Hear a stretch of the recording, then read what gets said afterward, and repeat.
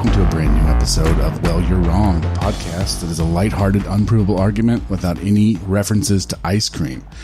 I'm your host, Josh James. And I am Jeff Preifert. Co-host? Other host. The other host. What's another term for that? I'm the other one. What's another term for that? The other host. Co-host. Yeah, well. Co-host. See, you look at it as a negative, buddy. I look at it as we're both equal.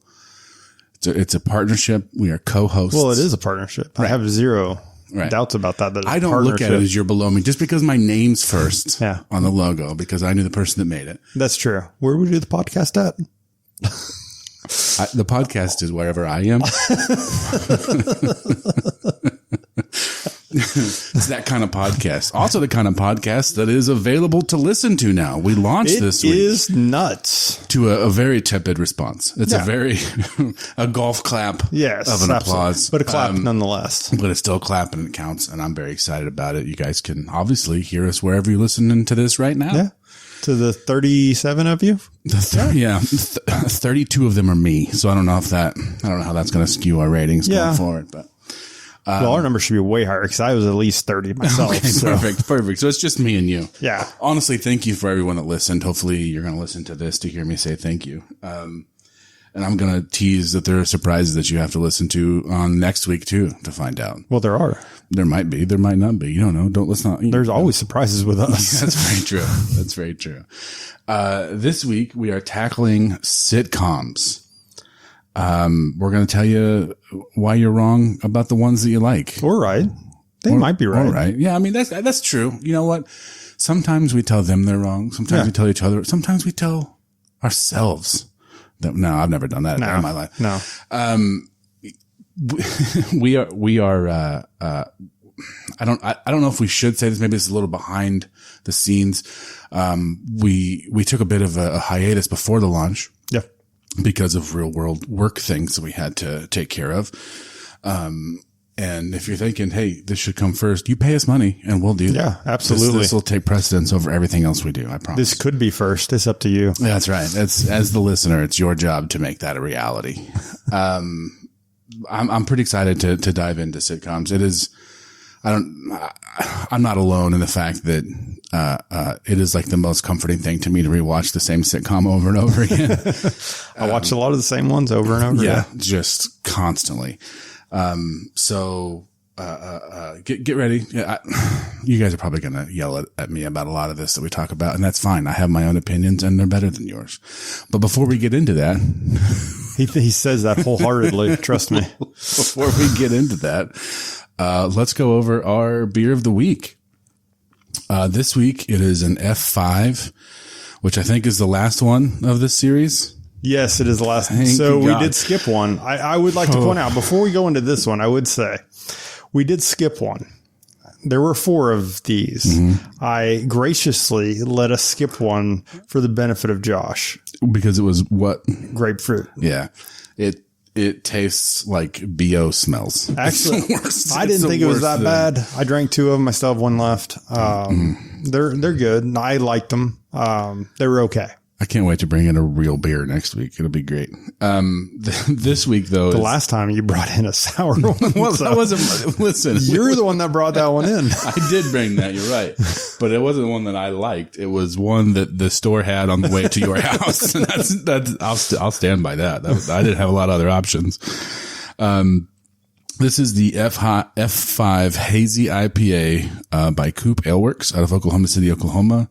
7% alcohol by volume, 38 IBUs. Yep. Which is lower than the last one. That was like 50 something. Yeah. And it tasted awful. So this one should taste a little less awful. And I'm pretty excited about that. You ready? Let's do it.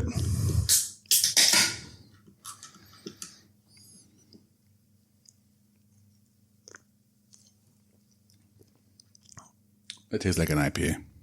That's because it's an IPA. That's what I'm saying. They don't. Okay. Things that are alike taste alike. When we get back to that again, like all seafood tastes kind of fishy. So this tastes like a fucking IPA. Well, it is an IPA. Exactly. And I'm going to come across this desk, I swear to God. The hazy part is the lingering side of that.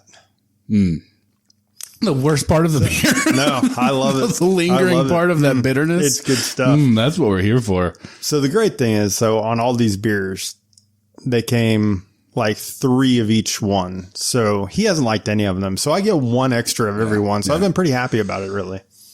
I'm going to bring the darkest beer. We're going to be drinking crude oil next week is what we're going to be doing. It's cheap now. This actually isn't too bad. It's not as bad as I thought it was going to be. I'm getting used to that IPA punch in the face for no reason. I really like this one. Yeah, no, it's super not drinkable. It's great. Whatever. It's super not smooth. So how was your week, man? It was good. Really not a lot went on. We're really getting set up. So this week, unfortunately, my son has to go in for surgery for a back surgery. So we've been kind of like getting ready for that and everything.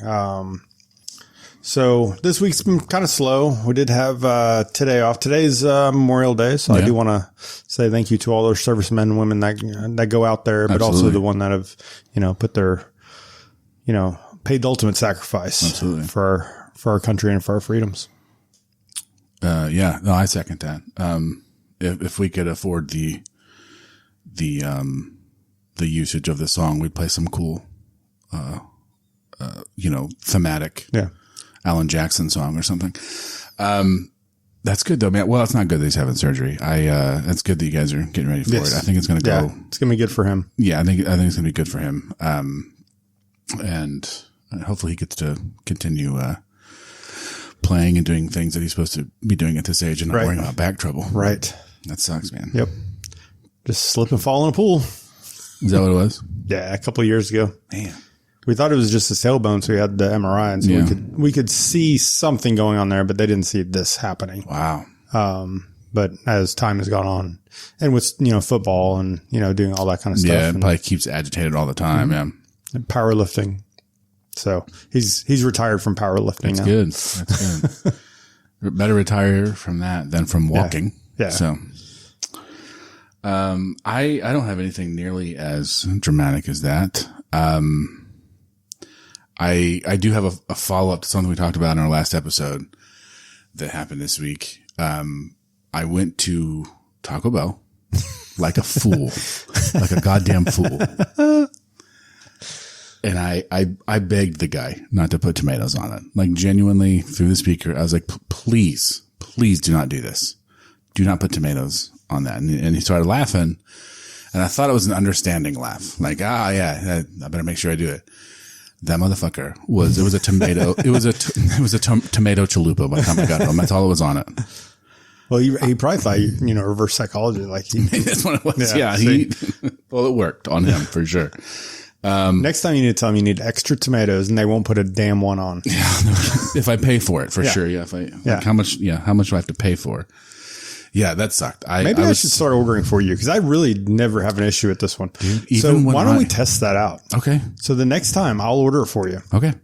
Even when I order like through apps, so they don't it's not like they know it's you. I'm going to change my name on the app. It is very frustrating. It's the thing I hate maybe most from like fast food places is tomatoes, and it's. Everything I order has tomatoes on it here. It's wild. But if that's the worst thing, I guess that happened to me this week. Right. Yeah. Okay. It's been a pretty good week. I don't really remember this past week. So, I mean, well, it went really fast. It did. Yeah. And with, like I said, our real lives have kind of taken over. We haven't had time to, prepare great stories that you've come to expect from one episode. We always have great stories. Yeah. Do you have a funny news article? Speaking of stories. How unprofessional that you have to now look for it and find it. I have a great story today, actually. Our 3 fans have already turned off. No, they haven't. The 4th one has.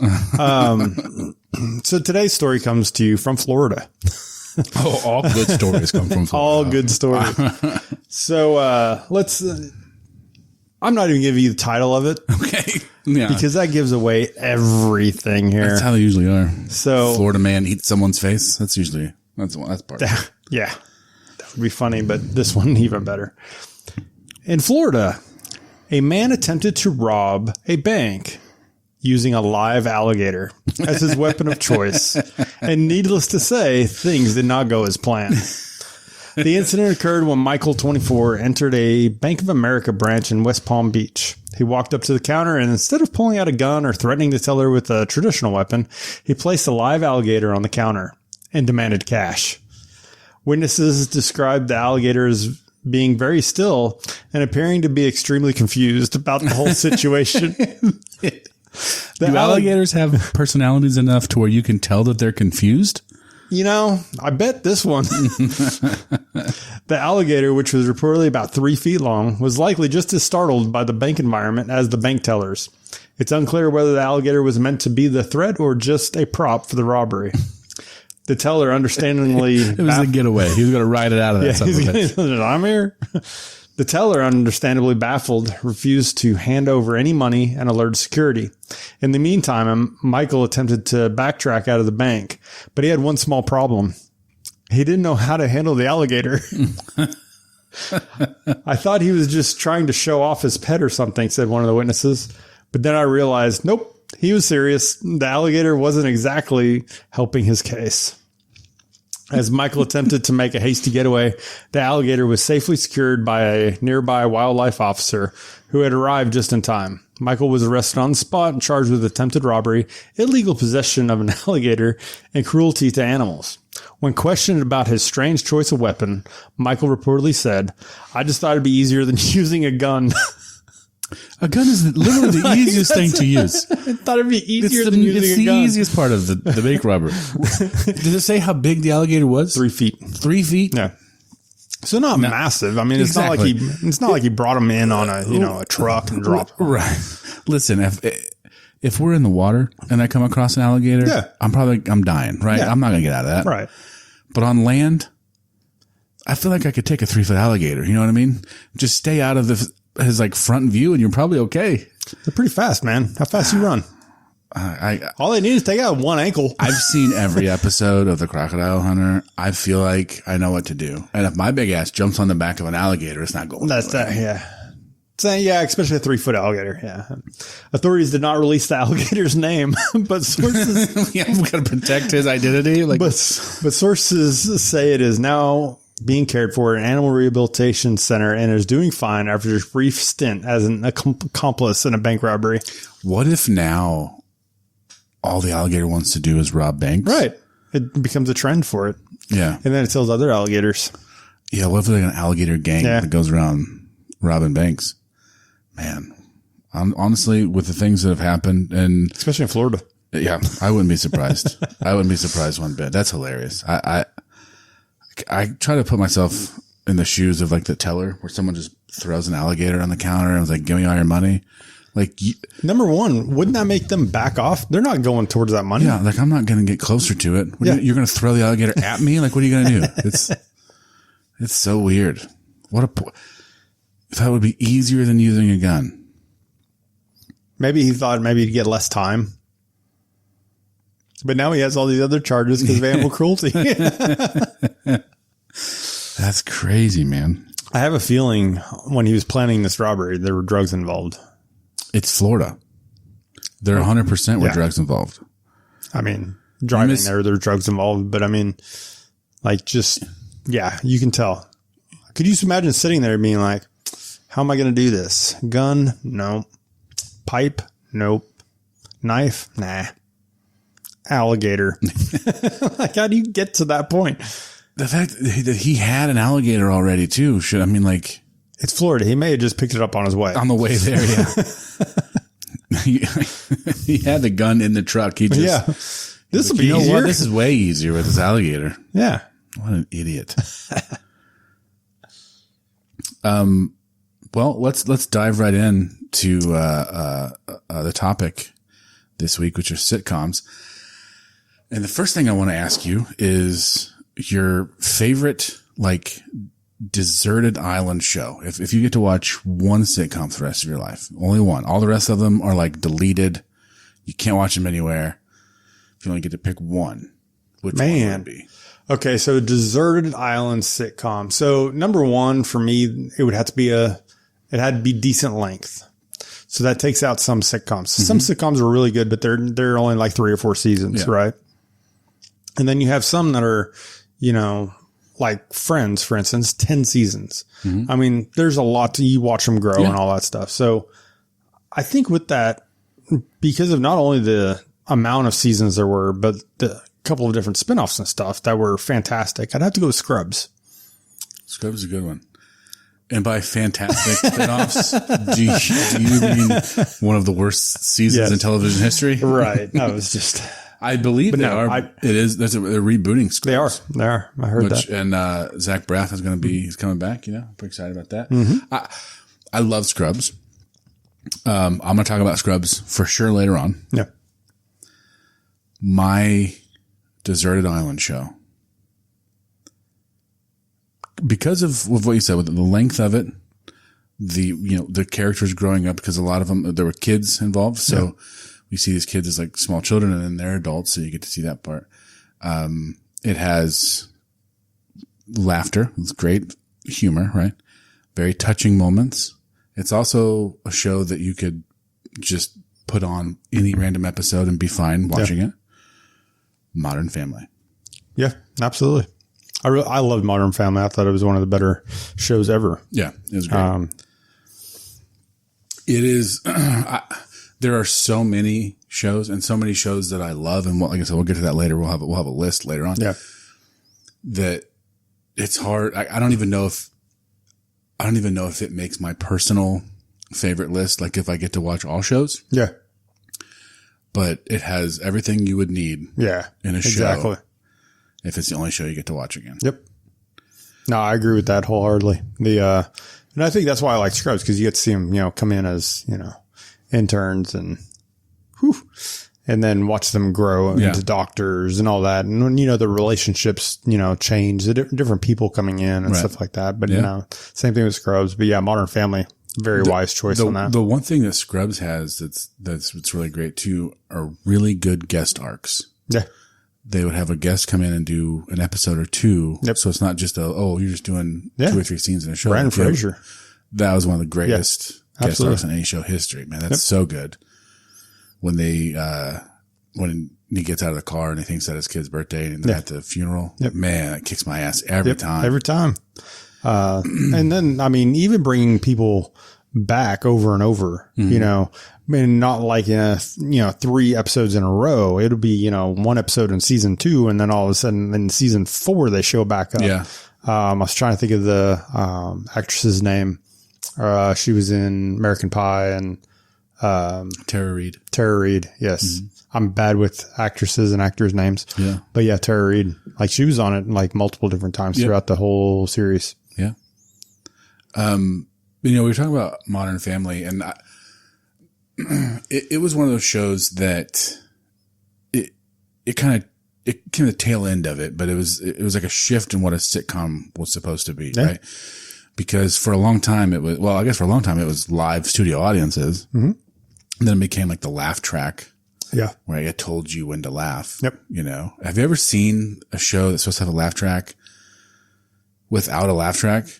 And you don't know really where to. It changes the show dramatically. Absolutely. But it became like this documentary style that, The Office and Parks and Rec, they all made like super popular. Yep. And Modern Family did that. Like it was meant to be just like your life. Yeah. It's a reality show as a sitcom. Mm-hmm. I think, you look back to like some of the most popular shows that, especially in the last, 10, 15 years, there aren't that many with laugh tracks anymore. I think probably the last one was Big Bang Theory, or like, I'm trying to think of like a laugh track. I can't even think of any. They don't really have them anymore. It's kind of an antiquated thing now. So I think the last one was probably Big Bang Theory. Yeah. That went that long. I like that change. Mm-hmm. I don't need someone to tell me when something's funny. Yeah. Like if it's written well enough, like you should know that it's funny. Right. But I mean, they had their own set of gimmicks, right? I mean, the whole act, like a mockumentary style thing. I still think the one that did that the best. I mean, The Office is obviously great because they even leaned into it towards the end of the show where you could see the documentary film crew and stuff. But the one that took that and then still created this whole world, like it was so big, so much bigger than just a documentary, was Parks and Rec. Yeah. I mean, it's this little town and these, like you said, these characters keep coming back over and over again. Like one person runs the news or the owner of this shop or what, like, they're there throughout the entire series, and that's what I love about it. It is, it feels like an actual little town that you kind of escape to. No, I agree with that completely. Why we watch sitcoms, right? To escape. I mean, we use them as escapes. Yeah. Exactly. I mean, we have our own lives, and it may be a rough day or maybe a great day. I heard, but sometimes just sit down on the couch and bury yourself into something else that's not your life, right. Somebody else's life, even if it's a make believe life. Mm-hmm. And see how it can relate to you. And you start thinking that you're in the show and these are your actual real life friends. Is that just me? I might have a problem. I need my medication. No, I do the same thing. So the shift from that, like laugh track era, I think it also allows you to tackle heavier things. Yeah. Modern Family did that quite a bit. Yes, absolutely. What show do you think tackled the heaviest things? I don't need like a specific instance, just like a show you can remember where you're like, oh, this seems pretty, like you'd never see this on like. So, Friends, I mean, there were some, like even back in the 80s, 90s, there were some pretty good instances of that. I remember as a kid, The Different Strokes. Mm-hmm. Yeah. And when, Arnold was kidnapped. Yeah. And I remember that was like just hit me. And then Growing Pains when, what was her name? The sister, her boyfriend at the time was drinking and driving. They got in an accident and he's in the hospital and then, he ends up dying. Yeah. And just showing that, as a kid watching that, I mean, I think those were the things that kind of hit right there as a kid. And I think as we go through life, that kind of stuff, those particular things kind of hit you because you're a kid. Yeah. And then later on with, you're talking about Modern Family and, his dad dying. Mm-hmm. That was big for me. Yeah. I mean, that was just because I think it's those times of your life, what hits you. And there's probably plenty of other instances. It didn't hit me as hard because it didn't affect me. Sure. Yeah. So I think it really goes on what part of life you're in and what particular stories will actually affect you. Yeah. And if you're more like a more personal connection or like a societal one, I remember growing up, my dad always watching All in the Family, like reruns of it, So I watched a lot of that and I love that show. And the thing I love is that it tackled like some serious shit, especially at that time. And it tackled it in a way that like Archie Bunker would say this wild stuff. Yeah. But he was always the butt of the joke, right? He was always the one being made fun of. No matter, like he was saying these wrong things, whether they're racist or homophobic or sexist or whatever. And he was always the one that was wrong. Yep. And that was huge for that time frame. Even the people that loved that show, like, oh, he says what I think. Like, yeah, but he's wrong every time. But he's wrong. Missed the point. That's the whole point of it is like he knows, the actor knows. Yeah. He's wrong. He was in on that. Yeah. He was in on the joke. Right. And, for people to be like, oh yeah, that's me. Well, okay, then you're wrong all the time. Mm-hmm. I mean, that's what you're saying is that you're wrong. Exactly. So the title of our podcast, well, you're wrong. Really? Look at you. I wonder if you can find that on Apple. You can, and Spotify now. Nice. Congratulations, everyone. You can basically anywhere that you listen to podcasts, you can find our podcast now. Nice. They just let you put them up anywhere. The tin can, crazy. The tin can on that comes through my window. I can find it on there. You can, yeah. Nice. Mm-hmm. Just dial it in. So it's funny you brought up Modern Family and his dad dying. There was a couple other Modern Family moments. They all come from Jay.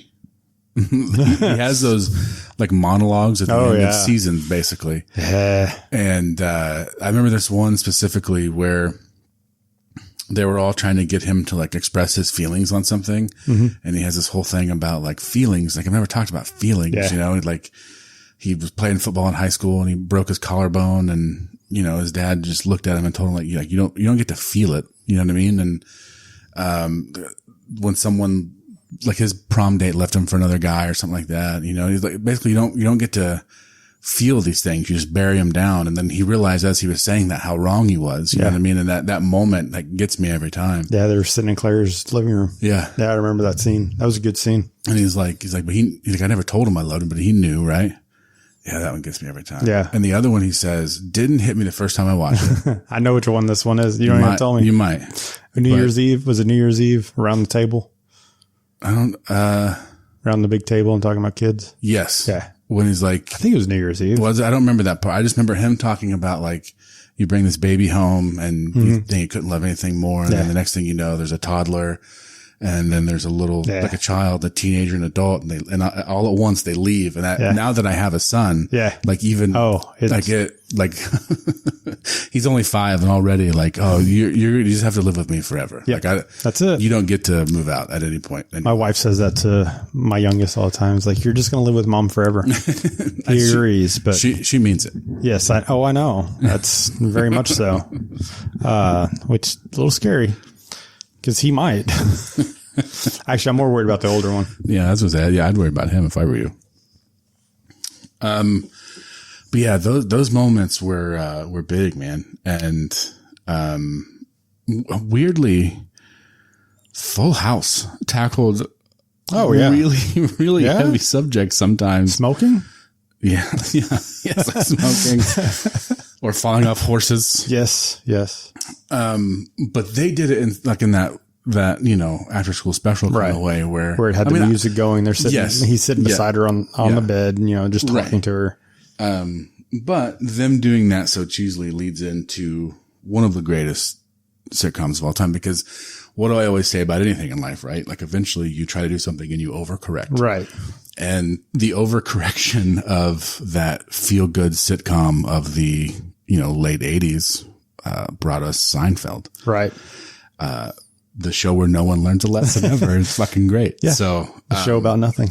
A show about nothing. I wrote a whole, paper in college on Seinfeld and how his show is about nothing. And I got an A, you know. So nice. Thank you, Jerry Seinfeld. I think you might owe him some money now, since they publish, especially now that we're published podcasts. He's going to hear this. Yeah, I'm going to hear from his lawyers now. Right. Maybe we can ride around with him in a car. Maybe. It's always those old cars though, so like there's not a lot of room. You can ride. I don't feel like I'm down. Comfortable, even if it is with Jerry Seinfeld. I'm not cramming myself in an old tiny car. Well, they usually start off at the coffee shop, don't they? I'll do that part. There you go. I'll do the coffee. You guys go for a ride. I'll meet you when you get back. Do you have a favorite Seinfeld moment? So I think, man, there's a lot. So many, right? There's so many on Seinfeld. It's a hard one to like nail down. The Soup Nazi was fantastic. Yeah. Like, I remember watching that one, like when it aired Thursday night. And I mean, it was an instant thing. Like it's not a lot of shows like, things that happen in the show, like years later, it comes back and it becomes a cult classic then. Yeah. That started off the Soup Nazi, No Soup for You. That night it started. I mean, it was immediate. Yeah. So I was too young to realize that, but I've read in history books. Right. Exactly. You were out in the world at that time, right? I mean, some of those history books are probably, you know, gone now because, you know, they have been recycled and it's been a minute. They've probably, you know, just gone away and no longer here. We don't teach history anymore anyway, right? Teach history. But no, like so many things in life you'll hear, and I have a 16-year-old, so all of a sudden he'll say something and be like, you don't even know what that means. Yes, I do. Dude, you really don't. Right. But he said that one day, like, no soup for you. I was like, do you even know where that came from? He's like, yeah, this TikTok. I'm like, nope. You need to stop. Wrong. And he goes, well, it's popular now. I was like, it's always been popular. Right. You just don't realize the source. So another one that's like really not from Seinfeld, but another thing that's like really in pop culture, not so much anymore, but it had a huge like reign, right? Yeah. And people had no idea where it came from, was the Bye Felicia thing. Oh, yeah. It came from Friday. And people do not understand that it came from a movie Friday. Yeah. Anyway. Which is a great movie. That's fantastic. Yeah, that's a different podcast. Yeah, we'll do an episode on movies. We'll talk about Friday later, but we'll probably do many episodes on movies. I bet we will. There's so many. We'll probably do a lot of episodes on sitcoms. To be honest, I have a lot to say. If you guys haven't noticed, man, one of my favorite moments. Like, there's these little tiny, just throwaway moments from Seinfeld that make me laugh so hard. Like the little Pez dispenser when he has it up and he's clapping. Oh yes, yeah. Play. That gets me every fucking time, man. And then, I mean, every point that Kramer runs into the room like a crazy man, was just fantastic.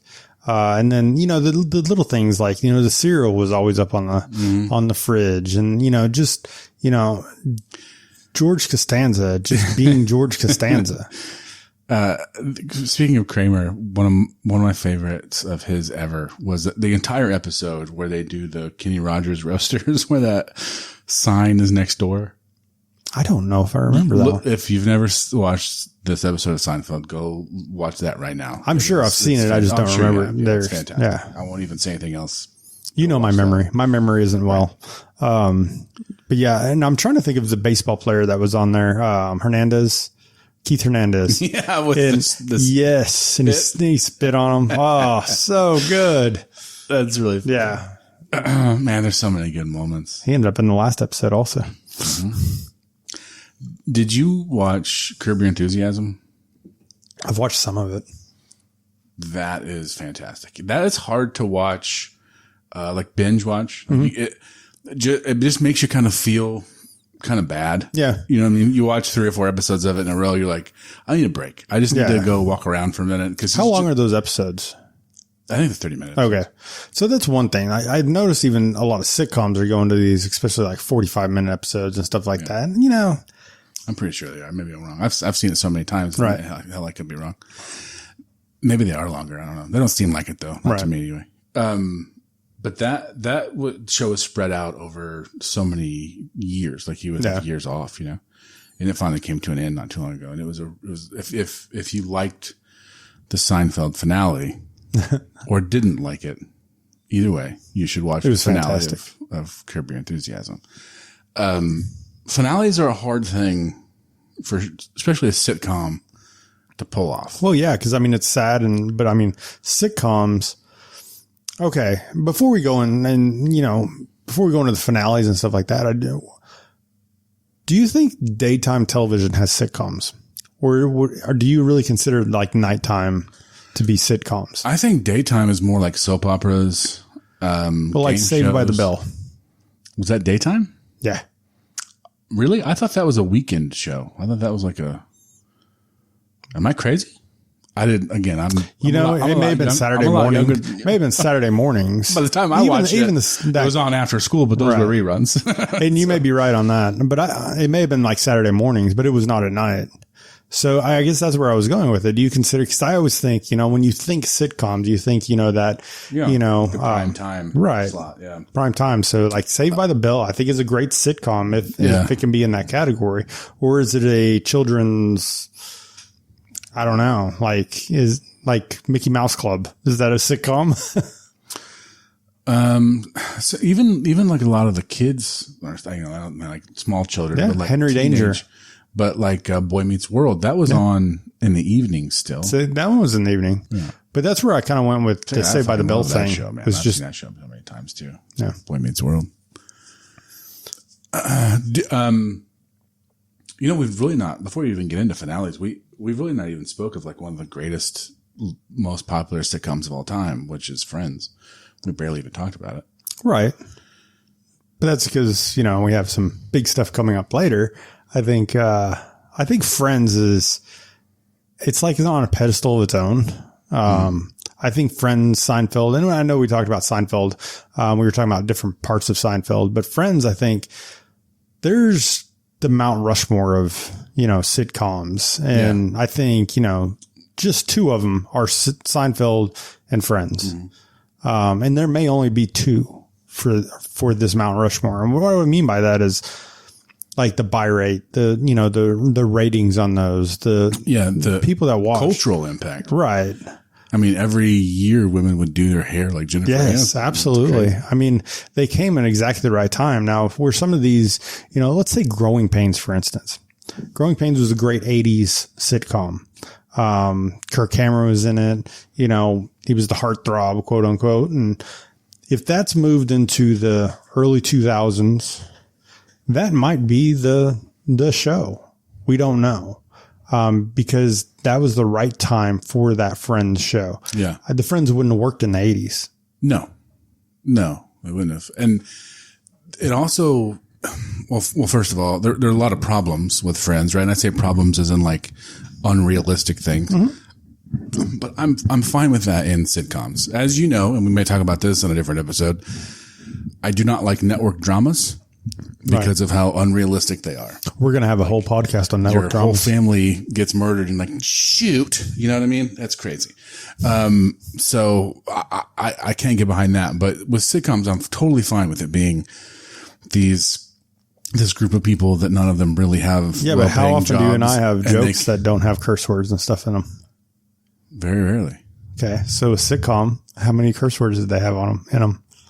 Very rarely. I know, but that's the same thing though, as you're looking at like dramas and stuff like that for, if you're talking about. Most of my jokes have curse words is what I'm saying.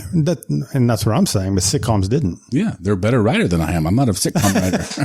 But you're talking about dramas have to have that. Yeah. It takes me out of it. If it doesn't you, that's fine. Watch your fucking CSI. That's all right. I'm not gonna. But there's no difference in a sitcom. What is it? What's the one that you like? Is NCIS? I like NCIS. Okay. Yeah. Criminal Minds. Yeah. Criminal Minds. I've watched some of Criminal Minds. It's all right. I need more vulgarity. But you don't in comedy? No, I can do it. A comedy movie. Yes. I'm not saying that no, it's an interesting. It's just how it is in my brain. And I think it's because I grew up watching sitcoms as the only. You don't watch Moonlighting? No. I don't even know if you're old enough for Moonlighting. No. I was born in 87, Jeff. God. I growing up, sitcoms were really like I made the joke earlier, but it really was the only relationships I had with. I mean, I was alone a lot of the time, because of one thing or another, and it was really the total escape that I had. So I've grown up loving those. If I started watching sitcoms right now, where I'm at in my life, I don't know that I would like them. You know what I mean? And it's hard to watch new ones, like new ones that come out. It takes me a while. Can you name one new one in the last 2 years? No, I can't either. Can't. I don't watch. That wasn't a quiz on you, by the way. No, I don't watch new TV either, though. So, you know what I mean? Like we may just be missing out, dude. Maybe. But I think we're also at an age where it's not for us anyway. Have you ever watched Ghosts? I've seen some of it, yeah. And I thought it was a really well done show. Yeah. I've not went back to it because I spend too much time. It doesn't have a laugh track. I spend too much time rewatching old shows. I haven't got who has time for new stuff. I like Ghosts. But I didn't watch The Big Bang Theory that everyone loves. I didn't watch that until a year and a half ago. Yeah. I love The Big Bang Theory. I thought, it's the nerd in me. Yeah. Really like that one. I think that's why I didn't like it. Like, I think they're just making fun of those people. But whatever. You related to them. I didn't. Maybe you're not one of us. Maybe. Maybe that's the problem. I believe that wholeheartedly. You're saying you're too good for us? Is that what I just said? I didn't say that. I didn't say that. You might have said that. No, you said that. That's not for me to decide. Okay. That's not for me to decide. Some of the problems with Friends, though, like all this group of people that were barely employed could afford to live in the most expensive place on the planet. And not even work. Like they spent all their time at this fucking coffee shop. And anyway, you know what I mean? Also, I don't think there's just like a single black person in the entire show. Well, yes, to that is correct. But on the aspect of, remember, it was rent controlled. That's true. That was the biggest thing on that show is that's the reason they kept that apartment because it was rent controlled. But I didn't care. Like that show's great. And, we talked earlier. Have you ever There's clips of this you can find on YouTube where they've taken the laugh track out, and then Ross just looks like a serial killer. Yeah. Like he just looks like a psychopath. And it's very true. Yep. If you take the laugh track off, his jokes, quote unquote, are kind of scary. Yeah. They're borderline creepy. I mean, yeah, he was there for the, I don't know why he was there, but he was so good. I really liked Ross. There are times where I relate so much to that character. I'm just mad about everything. Yeah, like, not even that. Especially the early seasons. The bad things that keep happening. I know. I mean, in the early seasons, every time someone would say, "Hey, Ross," hi, like he was just he was like Eeyore, you know. Like I get it. Nobody loves me. That's so funny. No, but no, going back to Ross, I mean, that was definitely I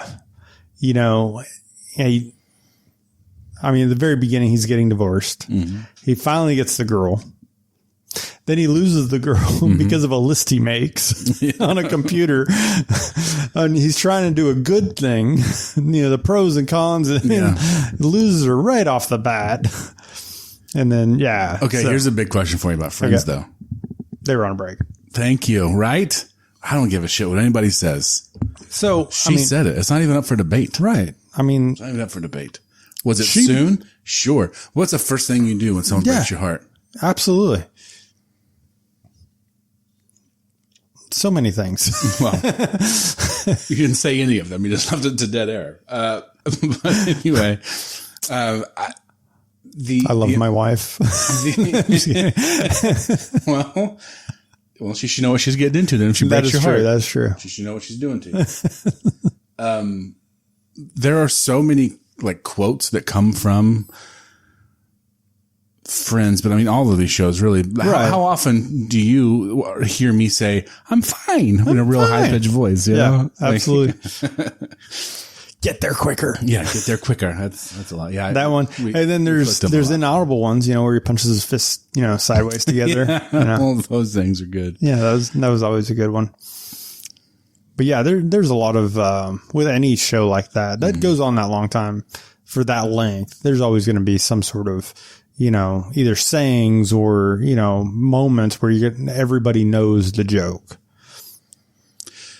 My favorite types of shows, and you can always tell the longevity of a show if they give the actors a little bit of like room to run. Oh yeah, with their characters, right? These ad lib moments. Yep. There's a few that come to mind. One from Modern Family in particular, and it's like the second or third episode where Cam and Mitch have just adopted Lily and they lock her in a car. Yeah. And then they're just screaming, and then all of a sudden Cam starts with a trash can in his hand. Yes. Going, break the window. Like, that's one of the funniest moments. And that's all ad lib. Yeah. Like, all they were told was like, hey, you're going to lock your keys in your car. And that's it, right? Yeah. Everything else was just them. Chris Pratt had 1 million on Parks and Rec. Right. Some of the best ever. The best one being the, when she's sick. Oh, he's like, I put your symptoms in WebMD and it looks like you have network connectivity issues. Yeah. That's so good. So good.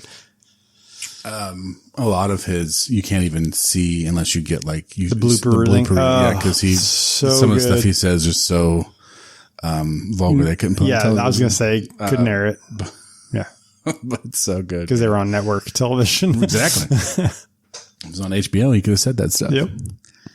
But and to that point, there's something funnier about restraint, right? Yeah. I mean, you look at even comics. Like, I love comics that just talk like I talk. And if I was a stand-up comedian, like there would absolutely be cursing. That's just who I am as a person. But you look at a guy like Nate Bargatze, who doesn't curse. He's very funny. And there's a special skill set there. Like, how can you make things, because putting the word fuck before something is funny. It just is. Yeah. Like it's inherently funny, right? And not being able to do that, not putting all your weight on that crutch. Yeah. You bring up Bargatze, and man, he was doing an interview with somebody, and I can't remember who it was now, but they were basically saying, you can say something now. Yeah. Like, and the way he even said the line of no. Yeah. And he's like, nah, I'm good. Yeah. And the way he said it was just as funny as if he said it. Right. Like, it was just so funny of him basically saying, no, I'm not going to cuss, in a very respectful way. Right. But like, it was just so funny. Yeah. I think I've seen that. Gaffigan's the same way. Yeah. Seinfeld doesn't really curse. Right. And then, I mean, don't get me wrong. I mean, the guys that do are still funny. Mm-hmm. They can put those words into a certain order that is, different than other people, but it is a different skill to be funny with restraint. That's a hard thing to do. Oh yeah, absolutely. We touched on it a little bit. I think it's time to dig in a little bit though. The sitcom finale that, I think it is everyone's least favorite part of every show, which is crazy to me. It is the least favorite, but most anticipated. Yeah, but I just mean I don't even mean least favorite because it's over. I mean least favorite because everyone bitches about finales always. Yeah, yeah. Because it's like, oh, I want this to happen or I want this to happen. It's like, then you haven't been watching the show. Right. Prime example, I had a guy that I worked with one time tell me how he would have liked the show Friends if it wasn't for the whole Ross and Rachel dynamic. That was the whole show. That's why there's a show. Yeah. That's from the very first episode. Yes. It's Ross getting dumped, right? And then Rachel, he's in a wedding dress. Right. Rachel, of course they're going to end up together. Yes. If they didn't, everyone should have been furious. You should have lit the fucking network studios on fire. Yeah. And sure, you had Monica and Chandler and you had, all those dynamics, Phoebe's having babies. But the main point of that show from the very beginning was Ross and Rachel. It was the storyline throughout the entire thing. And so was everyone fucking listening to this. How I Met Your Mother. That entire show was about Ted and Robin. Yeah. And if you didn't think that, you weren't watching the same show. I agree with you. The very first moments of that show is him meeting her eyes across the bar or whatever as he's telling the story to his kids. Why do you think that'd be the first thing that he says to his kids if that's not what he was, you know what I mean? Right. And I know this show is called the You Were Wrong, you're wrong. But in this instance, I think you and I have the same idea on sitcoms. Yeah. So I actually agree with you on this one. I know a lot of people do not. A lot of people are very upset right now. A lot of people are very upset right now. My wife her and I've had this conversation, a very heated conversation. Right. She asked me to leave. No, I'm kidding. I was going to say, it was just heated on one side. She doesn't give a crap, really. I get heated really easy, though. She did not care at all. It did not affect her life at all. It doesn't mine either, but for some reason I don't have the ability to pretend like I don't have the ability to recognize that in a moment. Everything is the most important thing in the moment to me. But no, I agree with you. I think I will say I didn't like that she was like Aunt Robin to the kids and not that I'm saying that because they had to show the relationship that the kids knew her, so they had to get there somehow. Yeah. So they used the Aunt Robin thing, but it seemed like, I don't know. If you have somebody that close that you think, your kids think of as an aunt or anything like that, that's weird. Is it? And then for the kids to be like, no, we think that's great. Sometimes people just call something oh, that's Aunt. No, they're just friends. Right. My kids do it. Yeah. My son refers to you as Uncle Jeff all the time. I'm not marrying you. We're not really related. Well, that's hurtful. I would think that look, if things go south for you. Well, if it's a tax break, we could talk. If later on, we could have that discussion. Separate rooms. To start. No, I mean, I kind of get what you're saying, I guess, but that's if you love that woman so much, what else are you going to say to your kids and your wife? You know what I mean? How else are you going to explain that? You got to explain that's a whole different I'm not saying that's not what we're talking about right now. That's a slippery slope, but that's not where we're going. But my point is, the end of that show was always going to be him and Robin. I love I agree with the mother that they found. I love the actress that played her and the moments that they had, and that was great. She was fantastic. And people are really mad that she died. But he said that at the beginning. He did. I mean, they let you know throughout the whole show what was going to happen, and they said people just don't pay attention. They hear what they want to hear. The Seinfeld finale is one that people get very upset about too. But what did you expect to happen? They were all going to ride off in the sunset together? I was in my early 20s when that went down, and I still thought it was freaking hilarious. Yeah. Like, it was perfect Seinfeld. Like, they literally go to jail because they're recording somebody. Yeah, because they're all selfish assholes. Yes. Yeah, and won't help. Uh-huh. That is classic Seinfeld. All the people they've wronged throughout the entire show get to come. Yes, it was amazing. It was perfect. Yeah.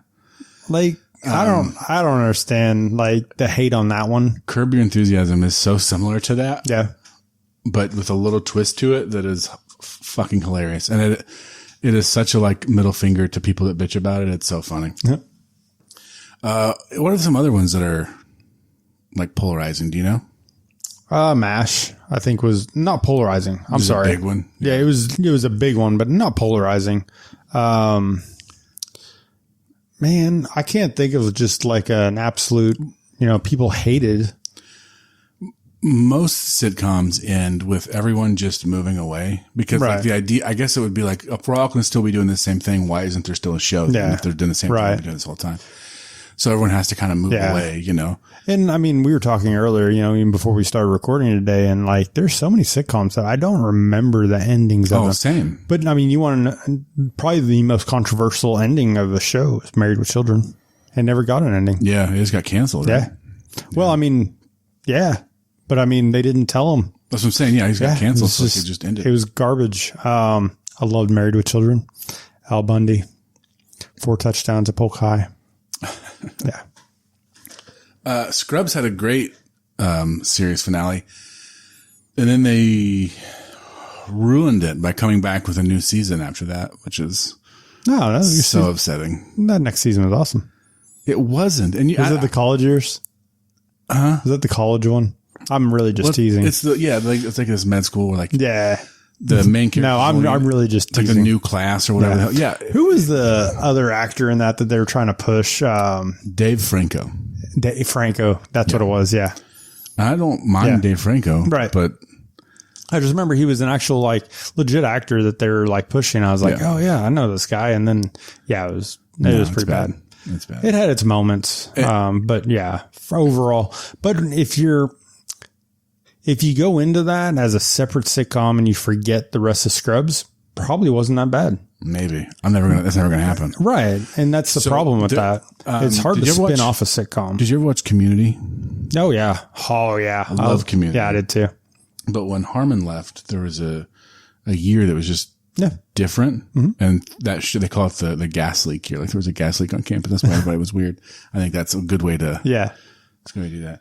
And that's a show that's never gotten a real ending either. He keeps working his way up. They always said, like 6 seasons in the movie. Already 6 seasons in the movie. Yeah. He got his seasons now. Yep. They're just waiting on the movie. And apparently, last I heard, there's a script. Yep.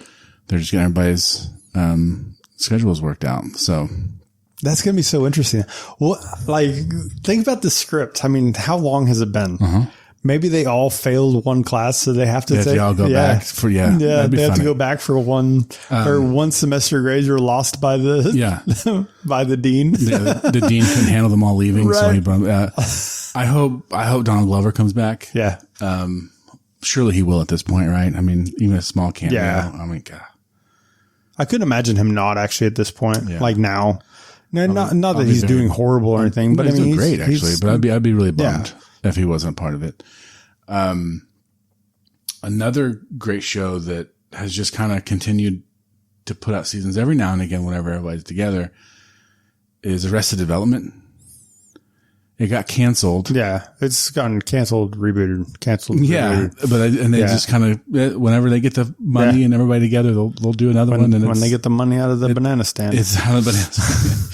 That is a show that it may be one of the best written sitcoms I've ever seen. There are jokes that don't pay off for a season and a half. Oh yeah. Or sometimes you'll get the punchline before you get the joke. Like you'll Absolutely. Get the punchline and then like, what are they talking about? And then 2 episodes later, you'll get the setup to that joke. And like, oh my God, that's why that was funny. Well, I mean, they told you at the very beginning, the money's in the banana stand. Yeah. I mean, that was the whole thing all the time. Yeah. And nobody got that. Yeah. It's so funny. Like every member of the family has a different sound for what a chicken sounds like. Is fucking hilarious to me. Bateman's character dated, Charlize Theron. Yeah. But we're going to find out she had mental problems throughout the entire thing. Like, oh my God, it's so good, man. If you've never seen Arrested Development, do yourself a favor, watch that show. That is a great, bingey show. Yeah. I think that would actually be a tough one to watch like on a weekly basis. And the reason I say that is because like you were saying, the jokes, I mean, the jokes don't pay off usually for that episode. No. So they're usually behind. So if you binge it, you can catch it quicker. Right. If it was like I forget. I see what you're saying. Maybe that's the trouble. And I'm bad at that. Yeah, I believe that. Maybe that's the trouble with that show. Absolutely. I'm trying to think of some other ones that are just like slept on that people don't really think of a lot. Brooklyn Nine-Nine. Brooklyn Nine-Nine is fantastic. Yeah, one of the best cold opens ever. Yes. With that Backstreet Boys. Yeah, the Backstreet Boys. Yeah. So funny. Or the jokes that are throughout it, like a character mispronounced. He combined bingo and jackpot. So like throughout the whole thing, every time someone does something good, it's like bing pot. Bing pot. Yeah. That's stuff like that. It's very funny. That's a show that's got a lot of heart too. That's important to me in sitcoms, like to have a lot of heart in it. Like it's hard. Yeah. You know what I mean? They're throwbacks like you were just talking about with the bing pot and all that. Mm-hmm. I mean, I think you have to have something that continuously is part of the show. Yeah. If you don't have that anymore, I don't like the sitcoms of the 80s are gone. Full House, every episode, they didn't lead up to anything else. Right. And for the most part, every episode was its own story. I think now, whether it be sitcoms, dramas or whatever, they have to have that overarch of something else. There has to be something bigger going on. Right. Yeah. Yeah, you're right. That's true. If you had to put a list, like your top 5 favorite sitcoms of all time, we talked about a bunch of them already. What would your top 5 list be? Well, see, there's a little problem with that. So I was writing a list because we were talking about doing this, and I have 10. You have 10? I do. That's fine. Say 10. So starting at 10 actually is kind of the segment is called Top 5. It's not called Top 10, but that's okay. It was tough. I mean, it is tough because I go back to the 80s and 90s. Yeah, I get it. So my number 10 was actually Brooklyn Nine-Nine. Yeah. I loved it. It's a great show. 9 was Fresh Prince of Bel-Air. Just the heartwarming side of that, but also, I mean, it was just funny as hell. I mean, it had so many good moments. Different people going in and out of that show. I really liked Fresh Prince of Bel-Air. Mm-hmm. Then there was Big Bang Theory for number 8. Okay. 7 was Modern Family. It was actually lower than I thought it would be. Growing Pains right above that one. And I think the only reason I put Growing Pains above that was because like from an adolescent that I was at the time, I got a lot out of that. Sure. So it was just one of those things. The Married with Children. I thought Married with Children was one of the funniest shows ever on TV. Just what they did with Peggy and Al and the kids, and you had Darcy and Steve, and then what was I can't remember the next husband, but he's on Shrinking now. Actually, I don't remember his name. Actually, yeah, now you say that. He's the husband on Shrinking now. That's funny. But anyway, great show. That's not comedy though. Well, that's not true. But anyway, it's not a sitcom. It's not a sitcom. And then Parks and Rec comes in at number 5, 4, number 4, 3, Seinfeld, 2, Friends, and number 1 was Scrubs. Scrubs, I was, in my 20s. I loved Scrubs. Yeah, same. It was one of those that, I was growing with them, like the same age type situation, and grew with them. That's why I like Scrubs so much. Friends, like I said, was number 2. Could easily be number 1. Those two were kind of intertwined. I like Scrubs because it was different. It was, in a hospital. It was that goofy comedy before goofy comedies existed like that. Yeah, no, it's great. The funny friendship. Yeah. I mean, it's great. It's a great show. I only have 5. Okay. Cause I followed the assignment correctly. Yeah, well, I'm an overachiever. Yeah. Scrubs is definitely an honorable mention, and it's hard for me not to put it up there, but trying to get 5 is tough. I know. So I'm going to start with, Friends. And I love Friends. I rewatch it at least once a year, probably, like all the way through. Yeah. The Office is just kind of always on all the time. Seinfeld. There's not a better show to put on at the end of a day than watch Seinfeld, because it just doesn't matter. So like you get to watch it and laugh and it doesn't matter. Parks and Rec. And then my favorite sitcom of all time is How I Met Your Mother. Yeah. That's my favorite of all time. Yeah. There was actually one that neither one of us talked about, and I don't know if you can really consider, I guess it is a sitcom, but Schitt's Creek. It's so good. Yeah. And if it had lasted longer, and not that it had, I mean, it was great for a small, like, would you consider that a sitcom? Oh, for sure. Yeah. It's a sitcom. I guess so. Yeah. Cause it's so well done. Yeah. And there's like, we're going to have multiple episodes of this. There's too many, but, to me, like all the shows I listed, like lasted long enough to where like, it's a big impact. Not that Schitt's Creek didn't. I mean, think of how many people folding the cheese. Yeah, I mean, so good. Everyone talks about that. Or like the song that he sang. Yeah. It's a great moment. It's a great moment. And talking about a show that had a lot of heart. Yep. You know what? Maybe that does need to be in my top 5. Maybe it's time to put Friends out to pasture or something. I don't know. Oof. See, it's hard. It's hard to, which one do you take out? That's why I took 10. That's why, it's hard. And it's funny that you say this because, like, you mentioned it just a minute ago briefly, and we didn't talk about it any other time, is Fresh Prince. Yeah. Talk about a show that tackled hard shit. Right. That episode where this covers 2 of the topics we talked about, because Will Smith made it up on the spot, was like his dad left. Yep. Like, why doesn't he want me? Yeah. You know? And like, fuck. Yeah. I mean, he went on all the things he's done without his dad and everything. And then, at the end, why doesn't he want me? Yeah. Even though he's done all this stuff, he's going to do all this stuff. And there might be some, there might be some personal feelings involved in like, I got to do enough to prove myself, worthy, right? Of a certain person's affection. Yeah. And he's done all these things. Right. And it's enough, that's a different episode. But yeah, what a great show, man. He got shot in one of the episodes. Yep. I was going to say the gun episode was a really good one. And then, when Carlton wants to carry a gun. Yeah. Was that the same episode actually? Yeah, that was the episode. Yeah. Yeah. Well, technically the next episode. Yeah. But yes. And then they get arrested, later on, different episode, get arrested and Carlton doesn't understand while Will's telling him to be quiet. Right. Yeah. Yeah. It tackled a lot, man. And, I can't believe we didn't talk about it at all until now. Right. Like I said, there's just too many. And I'm sure there's still more that we haven't talked about. The people are like, hey, dumbasses, why aren't you talking about this one? But we only have so much time. Absolutely. And, how are we on time, by the way? We coming to the end? It's time to land this thing? Yeah. Well, first and foremost, thank you to everyone who's listened last week. And if you're hearing this now, listen to this far into this episode. It means a lot to us. This is something that Jeff and I don't want to speak for you. It's something I love a lot. I like it. I get to come and BS with my best friend. Heck yeah. It's a good time. We were going to do this anyway. We sit and argue. We all the time argue anyway.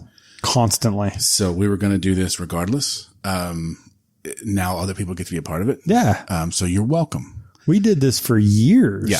I think we talked about that in the last one. We worked together and, we would sit in our office and just argue over things that don't matter.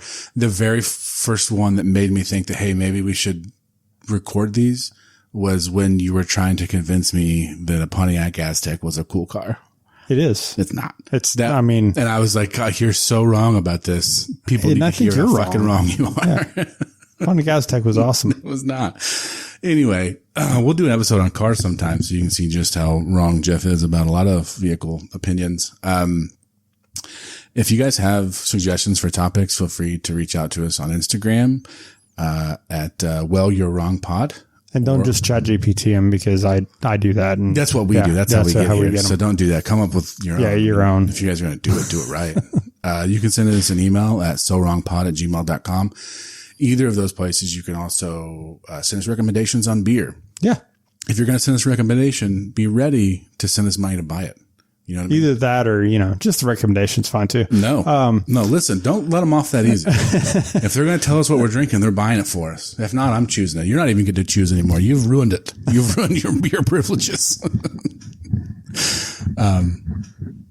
So yeah, send us recommendations on, beers you want us to drink or topics you want us to argue about or things that you feel that we might disagree and you want to hear us, tell you how wrong you are.